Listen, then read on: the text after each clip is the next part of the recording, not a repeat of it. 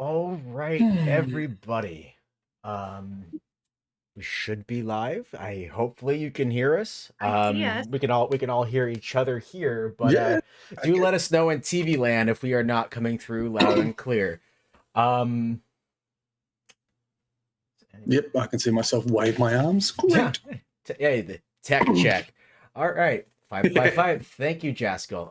Hi everybody. Welcome to us kicking off the new year and talk New Year to me. Naturally, we're gonna be talking about the same nerdy stuff, seeing you by night style. I myself, as always, am your perpetually disheveled host, Alex, and I am joined by my illustrious co-hosts. Let's start to, I guess, well, on my end, stage left, Gomi.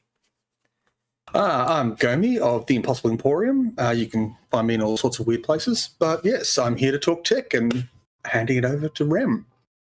Yo, hey, I'm totally awake for this. We're in so many different time zones, guys. So this is my I totally have energy voice. It's kind of like my shouting. But no, it's good to see you guys. I'm here to talk tabletop, board games, gaming, RPGs, all kinds of. What am I here for? Gaming. That's what I'm here for. Oh, this is going great. Gonna be a good episode, guys. New Year's went off with a bang. Oh, yeah. Still drunk from the wine. It's Yeah, that good old New Year's spirit. Let's talk nerdy table games. Oh my lord, here we go. We are in it. All right. So, for those of us joining us for the first time ever, I am sorry. For those of you who have been here a few times, and also for You should be used to it by now. yeah, You should be used to it by now. Yeah, you're used to this. But for both the fans, young and old, new and seasoned, we get together at the start of every month and we talk about a bit of like covering the latest tech, nerd media and tabletop news that has come down the global pipeline as we can scrounge it up. Sometimes there's so much happening, everything everywhere all at once style, we can't get it all, but we do our best, being the nerdiest Cerberus talk show that we can find at this hour. I love that. I love that I'm part of a Cerberus. Yeah, Can we have a new overlay with like dog body? Or just get with like the was it King Godira, the angry head, the sus head, and the derpy head. Yeah. Wait, who's who? I'll go with Derpy. Yeah. I'll be angry. All right, but reeling it in, professionals, consummate professionals. Sorry. No, we are all in it. Ghidorah Cerberus, yeah. Let's mix them together. That's just a really hairy dragon. Anyways, we'll start as we always do with tech. So, Yep. Gomi, go ahead and kick us off. No, All before right, you do, though, I just want you to know it's a new year, new you. Oh, sure. It doesn't have to be all doom and gloom. It can be happy stuff. I know you have a lot of bad news, or as you in Australia call it, news. But you can turn a new leaf. I'll try and turn a whole tree. First up, this story starts from behind the Iron Curtain, some almost 40 years ago. It's one of the first era computer games to sort of breach the divide between that. I actually introduced it to a bunch of my students. I had to actually chase them off the bloody game 6 months later because as simple as it is fundamentally addictive. And I'm talking about Tetris here. And you've played Tetris? It's and it's kind of, you look at the game and go, well, you can't beat it. You just got to try and get as much as you possibly can in terms of score-wise. And so, the best I ever managed was maybe about level 18, playing on the Game Boy Advance way back in the day.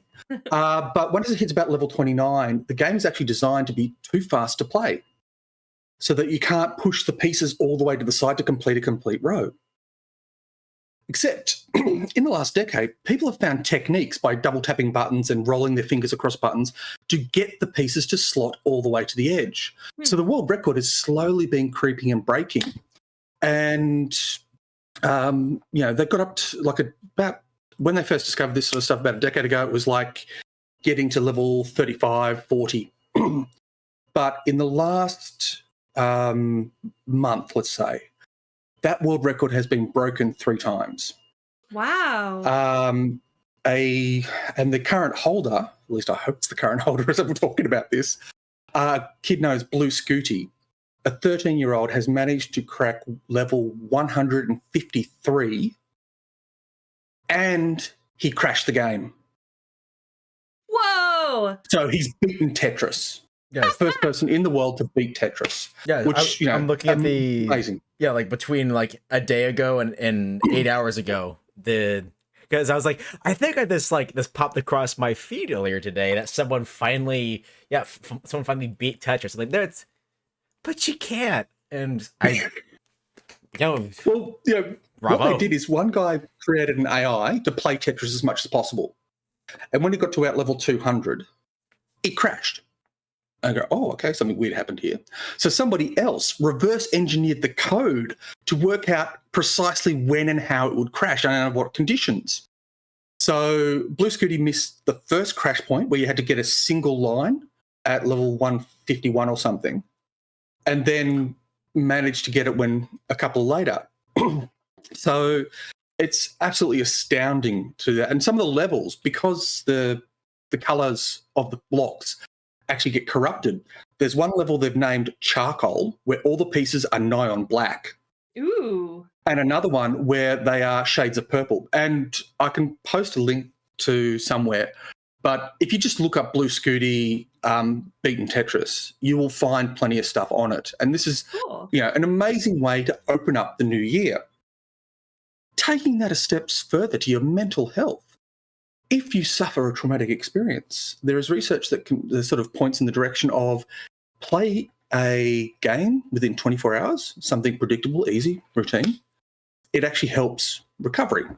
So, So all my stupid-ass phone games that I waste time on are actually just helping my mental health? Yes. Cool. Excellent. I never want to hear bullshit about that again. Also, in the range of IT stuff, the original source code for Zork, a text-based adventure game from the very early 80s, has appeared online. So it's just sort of weird stuff popping up. Now, I am going to cover 1 or 2 pieces of AI news just to brace yourselves. Let me get my dumbass Earplugs? game. No, the first one's actually good because basically robots or AI-based systems are researching all the possible ways you can combine chemicals and what you can produce. So it's now discovering a whole bunch of new materials that we could potentially then implement into new technologies. Now, in terms of Cyberpunk, and since we are here on Uncensored, this actually makes a great data set for a bunch of edgerunners to grab, lift, and run away with in terms of a MacGuffin for a game. Mm-hmm. They've also done the same thing, but they've limited this AI to chemicals available on Mars. And so just working with what is available on the surface of Mars, it's actually synthesizing stuff to work out what it could do. So there was something like 3.7 million molecules it could possibly build. And so it's gone through that whole list and produced viable combinations. Also, another great MacGuffin in terms of IT is that they are now getting, I suppose with computers, one of the big hassles you have is heating, right? It gets hot, right? Hotter it gets, more likely it's melt, more likely it's break, all that kind of stuff. The silicon chip stuff, they should last about a decade, but if you overclock and push their heat envelopes, you cut that time down dramatically. So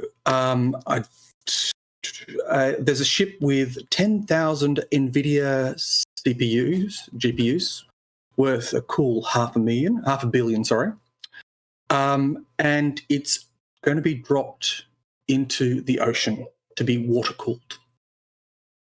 Now, that's a huge payday for any team of netrunners or just edge runners in general. Or Shadowrunners. Yep.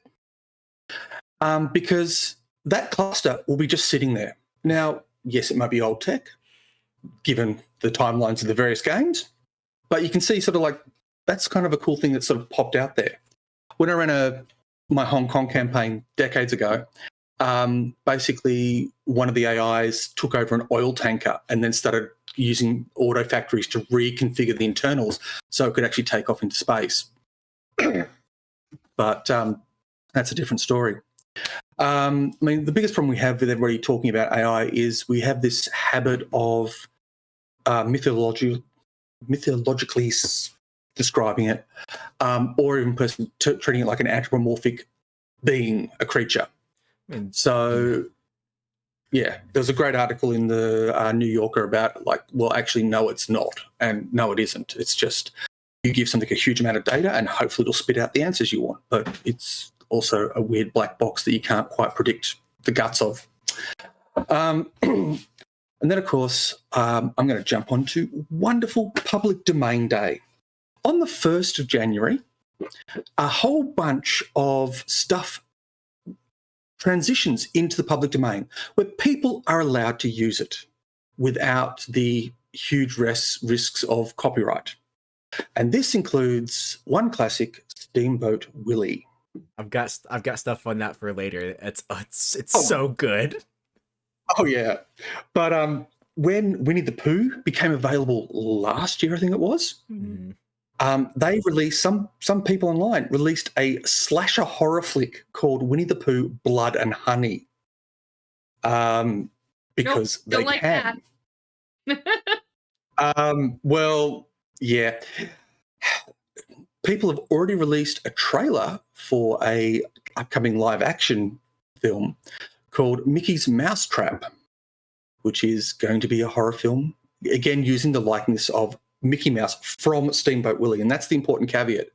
Because the character design's been updated over the decades, it means that, that you can't use the current iteration of Mickey or the Disney logo or that stuff because that's still owned, controlled. I love that everyone's first act when this happens is like, how do we ruin our childhoods? Oh, yeah. Well, because it's like dipping a toe slightly into my talkie stuff. And oh, man, I am talking about speaking out of it. I have the wrong overlay. Hey, professional. Anyways, we're doing great. We're starting January off right. Yeah. But anyways, no, it's the big thing as we saw with as you mentioned, Gomi, the Blood and Honey for Winnie the Pooh, as we're seeing with now Mickey's Mousetrap or the Mousetrap, whatever it's called. It's because when it comes to like apples to oranges, horror movies can be cheap. Oh yeah, because I mean the thing is, they released this like a day after it had fallen into public domain, so they were ready with it. Oh yeah, no, they've been biding their time. Yeah, there's also a horror game coming out. It seems to be like very like Five Nights at Freddy adjacent. It's like it looks like Five Nights meets Slender Man in a way, very like survival horror. There's also the Mouse, which is like a first person shooter featuring like that kind of era of Disney characters and looks. But yeah, because I think Blood and Honey, it cost them like $100,000 to make. Oh god, that's almost as cheap as Evil Dead. Yeah, Sam Raimi's first film. And because it was a viral idea that it made like $5 million at the box office. The movies is absolute microwave dog shit, but they made off like bandits. And I expect nothing less from this Mousetrap movie, to wherein like it's definitely not one of those where I would ever watch my own volition. For one, two, if it was like, come on, we'll go and watch it. It's like then there better be a lot of things that can dull the edge.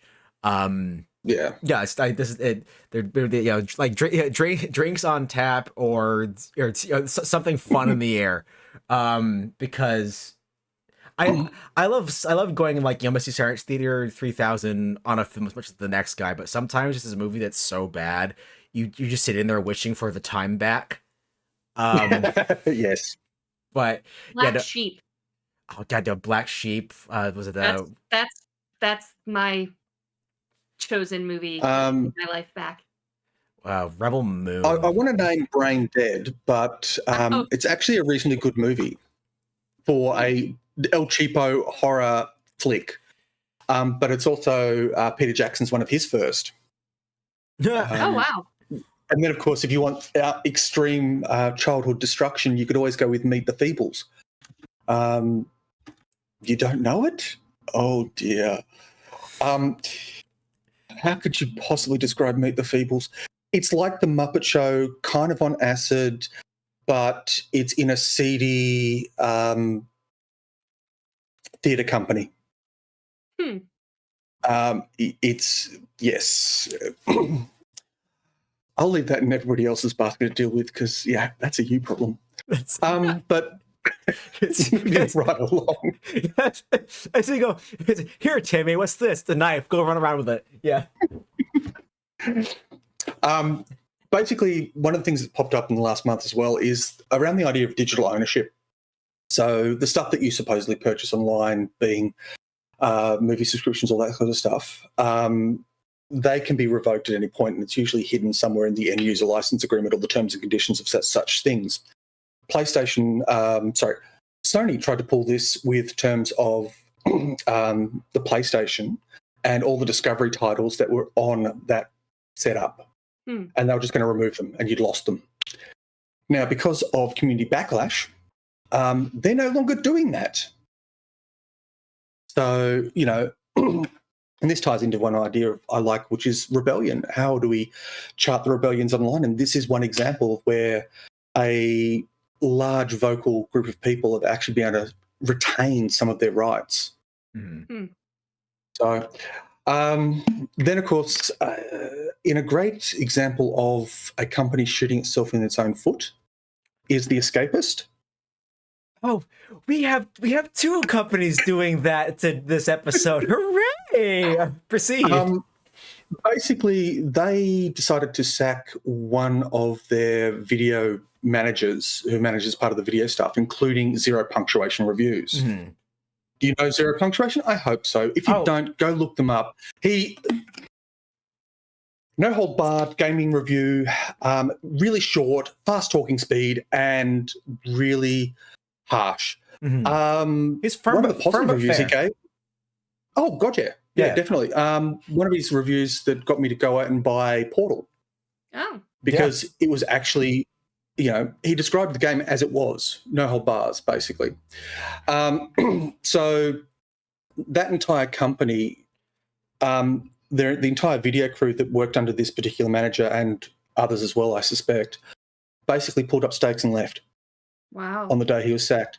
They've now formed another company called Second Wind. And it's basically owner, I want to say occupy, but no, owner, employee owner based. Okay. So they're controlling all that sort of stuff. And they already got something like 30,000 subscribers to their Patreon when they hadn't even put anything up. This is how popular the stuff they're producing is. So, yeah. So if you get hold of Second Wind and the stuff they do, fully ramblematic and the cold take, there's also a designer delve into game design. So this is all the IT side of the world. And so, yeah, it's good to see that kind of stuff happening and that corporations can't make impressively stupid choices. And I know you've got something about that later on, Alex. So I don't have that. That's in Rem's court. That's in Rem's court. I was here along for the ride, just going yummy meal and just. But yeah, basically in terms of institutions online that I actually think are worth probably supporting, the Internet Archive has back catalogues of old magazines that you can't get hold of otherwise. It has a huge amount of radio shows from the 40s and 50s. This is kind of media you can't even get hold of. they have a groovy thing called the Wayback Machine, which allows you to have a look at what a website looked like rolling back the clock. So you can see the evolution of Google over the course of its life. Of course, there's also Wikipedia. And another one, if you're into the tech repair and the breaking down of technology, there's one called iFixit. And this is basically gives you manuals on how to repair or maintain pieces of tech you've got. They do phone breakdowns, all sorts of different bits and pieces, which kind of links into another area which I was interested in, which is the right to repair. So, the John D tractors? Mm-hmm. Yeah. They're basically, we're refusing to let farmers access any manuals or information on how to repair the systems. You had to always take it in. And so over the course so they're Apple. Basically, yes. And basically, over the course from the start of last year, they now have to provide manuals and all sorts of other information so people can actually do this. Because there's been a bit of a kick up online about repairing and maintaining stuff. So one of the examples is that for a train system, the trains that are operating somewhere in Scandinavia, when they got pulled off and parked in a siding for a month, that happened to be a maintenance company's thing, and they may well have been maintained. I don't know the full details. The software updates didn't kind of work well, and some parts of the system got locked down, so they couldn't actually use it. So this then sort of, creates problems, because do you want to be locked out of the use of your own technology, stuff that you've purchased good money with the impression that it is yours to keep and use? This is just, again, on a slightly larger scale, but it's the same idea. So if you want, I can go through the Humble Bundles and the stuff. I think there's a Paizo Pathfinder 2 Humble Bundle that's due to close in a few hours, if you haven't seen that yet. And then, of course, there's Cinematic RPGs, which by Evil Genius Games. And from the look of what I've seen of them, they actually look really nice and fun to play. I really like Evil Genius. They're pretty darn new to the industry, and you wouldn't know it. The way they behave like a big company, they're everywhere and they're on top of it. But if you want any of their stuff, there's a whole package of that up on Humble Bundle at the moment, which then just leaves 4 pieces from the bundle of holding, where if you're into Numenera as a game, there's the Discovery and the Horizons packs, 2 separate packs to sort of get you started. Mongoose has got Traveller and its Mongoose Mercenaries pack, which again, Traveller sci-fi stuff.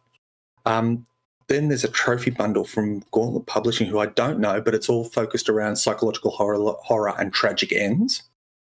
And then there's a Middlelands bundle, which just popped up. I missed one.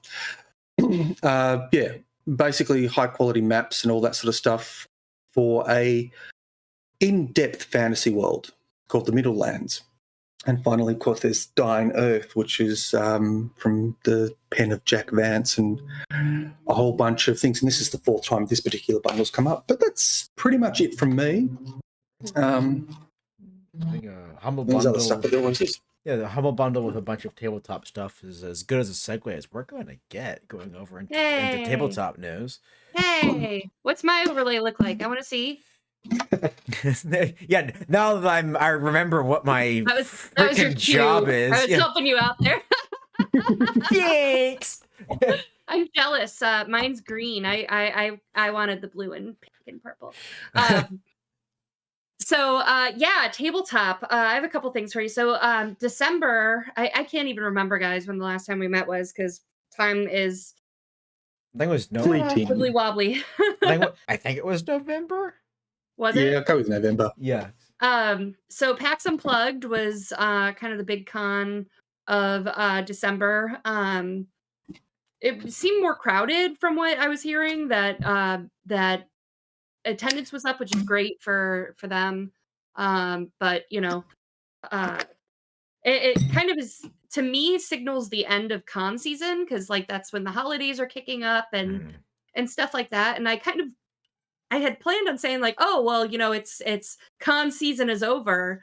But the more I am in this industry, I don't know if I was just oblivious to it before, or a lot of these are new, but it seems like con season is never over anymore. Like I know, like I think MegaCon or something is coming up. LVO and Las Vegas Open is at the end of January. Wild to me that like even in the winter months, US conventions are just nonstop. Yeah, conventions are the convention season is is like the like the Volksbau, so, the poetic Edda, right? Just goes in a circle. It's a never-ending cycle of things. And it seems like there's so many now that you start to have to choose which ones to go to because they're the same weekends. So it's starting to get like gosh, last year GameCon Canada in Edmonton and Origins Game Fair in Columbus, Ohio were at the same exact time. There were a few of those. Oh gosh, in the summer it was PAX West and Dragon Con and NovaCon. And I feel like there was something else too, but like that's a lot. And for people who have their schedule set, like I've gone to Origins for years, and now that I'm working for a gaming company, it's like, all right, how do I make these choices, and where is the attention needed and stuff like that. So it's interesting that how my con season is over, but I don't know that everyone feels the same. So yeah, that's conventions. I'm not planning on going to anything again until March is what kicks off for me. Gamma is at the beginning of the month of March. If you've never been, you have to be a Gamma member to go. But if you're in the gaming industry, whether as a retailer, a publisher, media, technically this counts as media. You could get a badge to go to Gamma, and it is huge for industry networking. Even those that don't have a booth or whatever, they just go to schmooze, and there is a lot of business to be had at Gamma, and a lot of people to meet. And a lot of my first Gamma was last year, and the amount of people I saw again and again at the rest of the conventions for the year, you really get a chance to start some new relationships. And Gamma is a really good place to do it. And then is later in March is Adepticon. Speaking of same weekends, I think actually it's the same weekend. GaryCon and Adepticon are the same time, and they're very close. Schaumburg, Illinois, which is outside of Chicago, and and Lake Geneva, Wisconsin, which are an hour and a half apart. So, you've got Adepticon, which is going to be for your minis gamers, and GaryCon is going to be more for your D&D types. But if you like both, screw you. Pick one. Like, too bad. Yeah, God forbid you're like a long service 40K fan, but I want to go for the 40K, but I also want to go and look at the was it like Imperium Maledictum booth? Like, no, too bad, kid. It's pick one. It's terrible. Yeah. So on the bright side, though, if you do have to choose, I recommend doing Adepticon for that one, and then in October is Gamehole Con, which I think I talked about last time we were on. It's my new favorite con, and that's in Madison, Wisconsin. So if you're kind of local and don't know which one to pick, Gamehole feels a lot like GaryCon, but it's all RPGs instead of just D&D. Not that GaryCon is just D&D, but it's mostly D&D. It's like you said that before, D&D and OSR stuff, yeah. Yeah. Yeah, and when we were talking about it earlier, you said it was more of that smaller scale thing that felt like GaryCon did years ago. Yeah, both are still very small, GaryCon and Gamehole, but it's a lot of industry people. And like, gosh, I was walking through and ran into Matt Lillard and like all of these big names in the industry, and it's really, I think, their con to play. You can do special guest like VIP game sessions for $10 and play with some of these people that you only see, that write articles or do live streams or design games, and you see the names but never get to play in the special events because they're so expensive at regular cons. Gamehole is designed, it's like by fans for fans. Nice. And so it's a really great it's a really great con. I love it. So yeah, that's conventions. The next one is the moment you've been waiting for, Max. It's Hasbro. They're at it again. Like, Boy. so guys, we made a nice little comparison in the pre-show talking about this, where it's like WotC and Hasbro. It's like they're how many times do you shit the bed before it's like overflowing on the floor and in like smeared on the walls and like in your Cheerios somehow? Like it's everywhere. So Hasbro did a round of layoffs. They laid off about 1,100 people, and you'd think for as well and as much growth as we've seen with D&D. I remember when I saw the news about Hasbro, I'm like, oh, I don't know if they'll touch WotC though. And oh yes, they did. They cleaned house. Jaskell said shit all the way down. Like, there you go. That's why it's called trickle down economics. Oh yeah. Oh no. It's got some Max Payne 3 monologue going. Oh man. So yeah, it's gonna be interesting at this point to see. You know, someone recently wrote a blog that I read about how the death of WotC, like the slow death of WotC, is going to kill the industry. And there's so many people that disagree with that, where it's like, yeah, but it gives so much space to rise. You know, like you've gotten WotC has gotten the new gamers in. Critical Role has gotten people into D&D. Like that's it's like Settlers of Catan. It's the gateway drug for board games. D&D is the gateway drug to RPGs. Yeah. So I don't know. I think it gives creators and other publishers a hell of an opportunity to expand. Like, it definitely gives scope. No, sorry. I think we're probably going to say about the same thing. Like that, nature abhors a vacuum. You know, there's always going to be an apex predator in the food chain. If you're looking at like the percentages of of what like Roll20 tables are, for example, because that's the very easy metric to cover because it's all there. It's in the 90-something percentile. It's it's D&D followed quickly by Pathfinder and Call of Cthulhu. Now, granted, naturally, one of those two is going to rise to the top. Probably going to be Pathfinder because it is the most immediate, understandable translation. But like the gradual heat death of Hasbro and WotC in this space it's only going to give rise to to a lot of like smaller publishers that would fall into the 0.0 something percentile of play space, and they're gonna have their time to shine. Yeah, and even yes, I agree that Pathfinder is probably like the closest thematically, but 5e is pretty rules light for an RPG. And I think that's, you have a lot of casual gamers that just want to be like the Critical Role players, right? Like they want that experience that's more focused on story and characters than it is on rules. And that's going to be a turnoff from Pathfinder. Like as much as Pathfinder's great, it's crunchier. That's why I call it Mathfinder. Yeah. So I think also there's going to be new opportunities in board games that are focused on Dungeons and Dragons, because Gloomhaven and was it Hero Quest has been re-released for if I have a spare kidney. And there's all those sorts of games in that area that really act as a first step into that space. I mean, it's one of the reasons I introduced Talisman to my two kids, is to sort of get them used to that sort of idea of gaming. Yeah. Talisman, man, you're a tough dad. It's a kids sit down. Just stealing what's available. We're gonna play Uno, and then there's Talisman. Like, my family's always been gamers. Like when I was growing up, we started with Euchre and I can't remember the name of it, but it's like 500 but simpler, and then grew into all these additional card games. So the transition for me into tabletop gaming, into role playing, and into computer gaming was just guaranteed.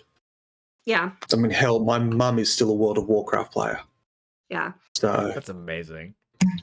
Yeah, yeah, it's a cool time though, and I think that growth. One of the ones that I want to keep an eye on is again, Evil Genius Games. They're Everyday Heroes. Mm. Their marketing that for that is phenomenal. It's I can't remember if it is 5e or if it's similar to 5e, but it's a modern world. So you can have superpowers and so I really like their marketing for that. Like I walked by at a trade show and saw like Everyday Heroes and then saw their cutout of a girl in a wheelchair and I'm like, I'm in. Like I don't even care anymore. I'm in. So yeah, I'm really interested in seeing what happens there. Well, let's see here. So I have one chunky subject to talk about, but you were talking about New Year, and the last time I was here, I couldn't announce it yet. But I think just as a little preview for y'all, because I'm tied with Catalyst, we had some big announcements that happened at PAX Unplugged. And since I didn't get to talk to you guys about it last time, we have our big ones that or big one. There's two I can talk about that are pretty big. All right, so the first one, I feel so white saying this. Snoop Cereals is getting a board game. So we are working with Snoop Dogg and Master P at Catalyst and producing a board game. It'll be on Kickstarter. Oh my. Oh. And then the other one I'm very, very excited about that I can talk about is we have the license for a Voltron RPG board game and minis game. So that is coming. That is coming. I think it's either the RPG. I think it's the RPG that's happening this year, and then next year is going to be the minis game and the board game. Fun. We have two other licenses that haven't been announced. Well, three other licenses actually that haven't been announced yet. But I'm so excited. So as soon as I can, I'll share that with you. Cool. But I think I'm gonna save my hot button topic because it's gonna be a long conversation. So I might save that for a time we have more than 15 minutes, Yes. so that I can hand it over to my friend Max here. Yeah, I that's the man. I don't have things that nearly as spicy or no. That's the wrong thing. There we go. Yay! I'm a professional. Yeah. So none of my topics are like that grandiose, man. Like, yeah, fucking Hasbro going full, Ebenezer Scrooge, and the tech revolutions. We talked about like the majority of my my half of my talking points with the Steamboat Willie thing and how we've got a deluge of games, films, and assorted other media coming out of the woodwork. I don't know. Creepy crawlies. Should we do the hot button topic then? I did get this. There's a couple other things I do want to touch on. There's as we're going into this weekend. Just because I know that I've got a great many friends who are into Final Fantasy 14 and have they've dipped my nose into it, especially recently. But there's they're doing their, I believe it's the Final Fantasy like fan expo is happening this weekend. They're going to be exposing the new class that's coming out in the next expansion. So for those of you that are into that and that enjoy it, there's going to be a new mage, or as I call them, a new waggle finger, because I play marshals no matter the game. I play mages no matter the game, and I am offended, sir. Yeah, honestly. Yeah, good. No, it's the there's the when Gummy was talking about the company called Second Wind. Like as someone, whenever they're not the GM, they're the fighter. I always rely on Second Wind. Yeah. But yeah, so there's got an I. But the thing is, later this year, WoW also is going to be kicking off the new pipeline of expansion of the war within. They're going inside the planet now. That game is so far off the rails from when I started with Warcraft 3, as the more gray starts coming in, and played through original through Cataclysm in high school. It has changed a lot. Some good, some bad. They're bringing back trees, which I always enjoyed. I like being a tank that doesn't require a shield. The Game Awards happened. Since we last converged. No surprise to anyone with enough change and brain cells to roll together. That Baldur's Gate came away with the primary share of awards because the game is extremely well made. That goes in, though hopefully just how as we're seeing with the big companies with pushback from fan bases, we'll be seeing that in the video game spectrum too. So we're not there's less of the pay for play live service nonsense, because games can be good, as they should be for their asking price.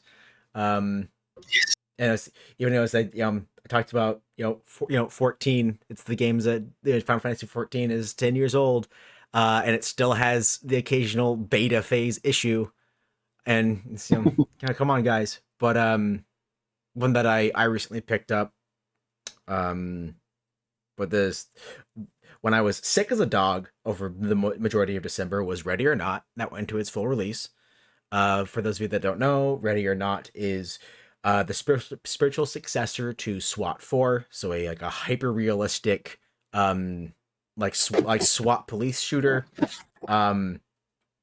Definitely not a game I'd play with random people. Though I've tried it. It's fun and very dumb. The game is extremely difficult. So if you're prone to high blood pressure, table flipping, or screen punching, don't. No, but there's it's a game surrounded by controversy, all through its development, because and now culminating, it has some particularly spicy topics that you would find stateside. Like they have a very violent club level following certain hot topic news events that happened here, as well as a college level. It's definitely not for everyone, but that's the developer had some cojones to roll that out. But the even with all that subject material, the game it tackles them pretty respectfully, which is that is a razor thin line to walk, and they did a decent job. However, buyer beware, the AI is bugged. So if you ever want to play a game where the current state of play, you are a NPC in a John Wick film, and all the bad guys you fight are John Wicks, then boy, do I have the video game for you. Oh no! It is hair-tuggingly aggravating when a guy just fucking plinks you in the head like through 3 walls, and it's like, but it's part of the struggle. That's the point where I actually gave up doing first-person shooters, when, let's go with 14-year-olds could totally own me. That's thankfully though, like, for the most part, granted, there's going to be outliers in any population. the random people I have played with have been decent enough. It is a cooperative only game, which helps. So you're not having little Timmy from Wisconsin speed bagging you because he used the name bot or something. But you will have the occasional guy who insists that they're a keyboard commando. They insist they know best. They kick open a door and then everyone explodes because the door was trapped. Leroy Jenkins. Yeah, it's Leroy Jenkins. We've all had that guy in an MMO or at a tabletop where there's like, it's fine, I'll handle it, I'm the tank, and then they get turned into something resembling a bolognese. Chunky salsa. Yeah, it's called Red Mist. Yeah, Red Mist and chunky salsa. That takes me back to my Warhammer days. Nothing like a heavy bolter in the morning. Man, but speaking of, that is one I've yet to pick up. I was hoping to get it in time to do a review for it, but Rogue Trader is on my wish list. It's just a matter of well, the holidays cost money. Yeah. And I was like, no, I didn't have enough. But yeah, listen, you threw shade earlier, so I'm still waiting for your review on Rebel Moon. Oh, okay. So I'll cover that. So we're since we're getting a little too late for your like atomic question or atomic topic button. Yeah, I'd be throwing a grenade and walking away. Okay. Fire in the hole. Rebel Moon. Granted, I'm when I view things, I tend to be a surly cuss when I view most medium. I have been wounded, as I think as Jessica brought up, the Aragon film. That came out when I was in high school, and I have forever been scarred. So there's a lot of movies. Oh, Aragon. Sorry, I thought you said the Aragorn film. No, Aragon. I raised both my kids on good orcish violence, so Yeah, no, Aragon. Yeah, the dragon thing. Good old Paolini. So Rebel Moon. So I guess without just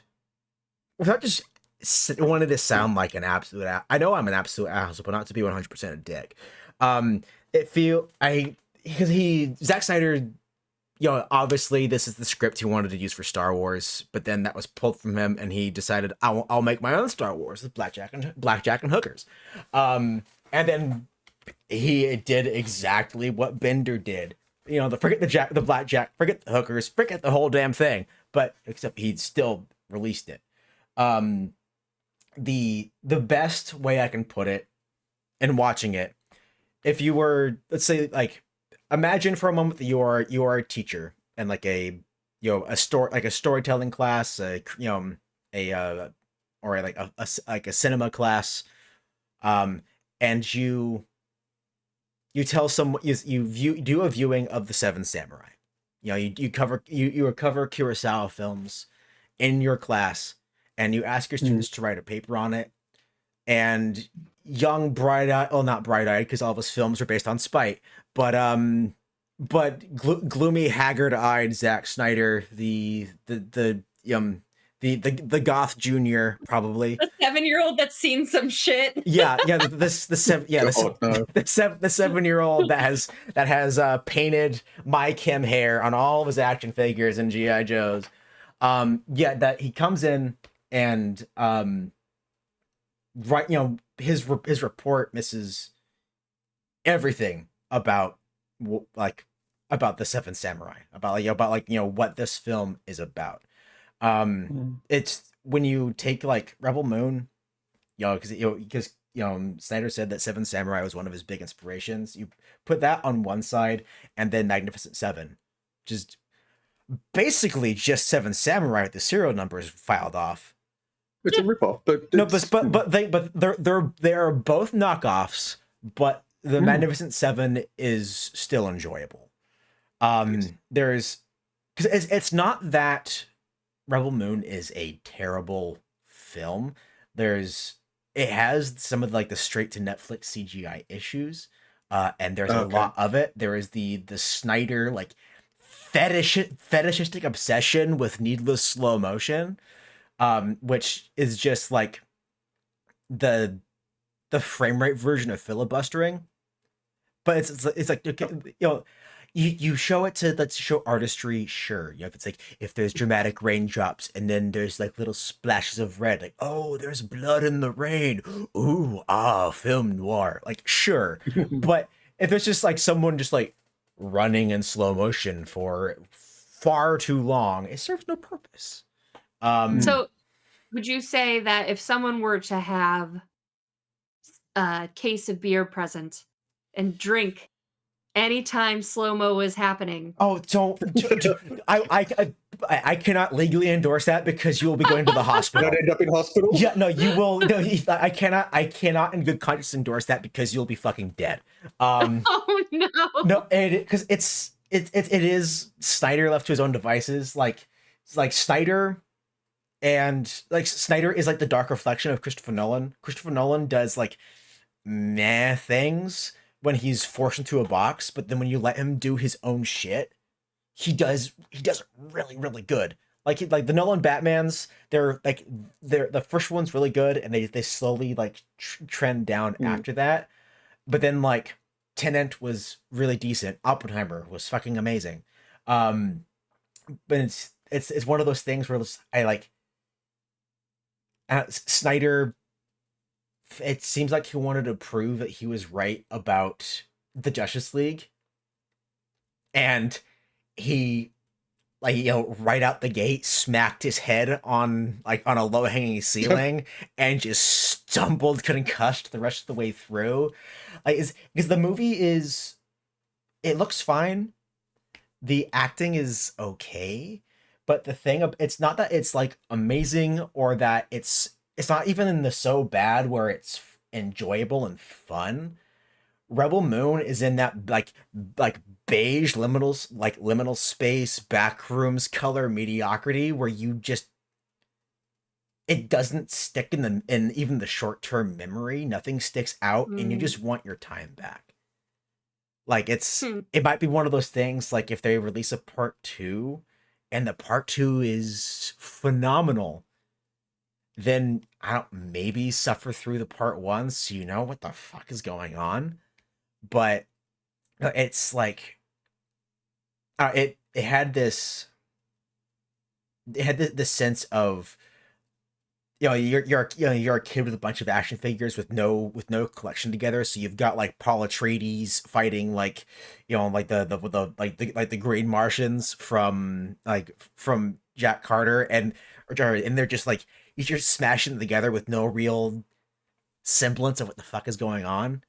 So to bring our conversation full circle, then, would you say that Rebel Moon shit the bed, or shit and spread it on the walls and it's in your Cheerios bowl and everything else? Rebel Moon, it was someone desperately pinching a loaf to make it to the 7-Eleven bathroom. It was doing the manic like cold sweats waddle the entire time. It was trying. I think we need a new title for today's episode. Yeah. That's imagery I just don't need. Thank you. Yeah. Craps and Corporations, the tabletop RPG coming to you in 2024. But yeah, this review of mine is entirely subjective. I am also, as I said, I am a callous bastard when it comes to consuming media, be it in any form.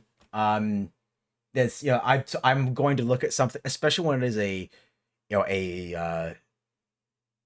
director that people have gone to bat for, bent the knee for, and, you know, done the Twitter lip service plenty enough for over whatever assorted releases on his own personal project, his own merit. I am going to be unabashedly critical because, to bring it back around, I learned my method of critique, from zero punctuation.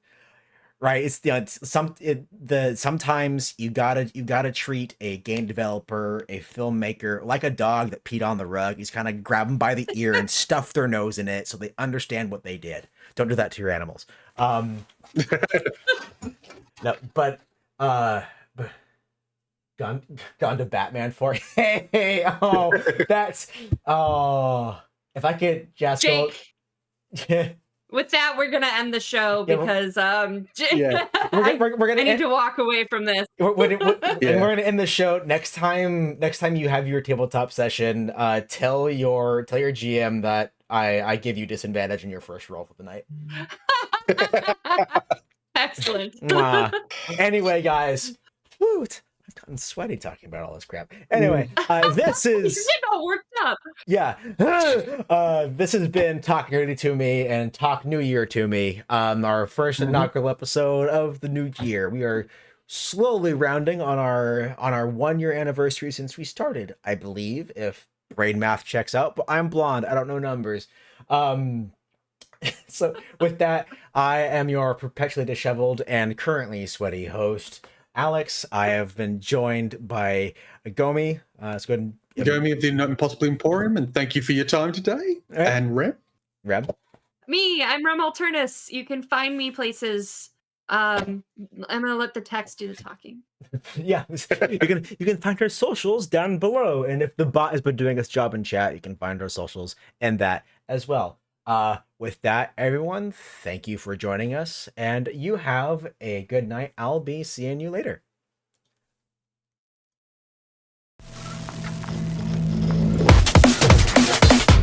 Cybernation Uncensored.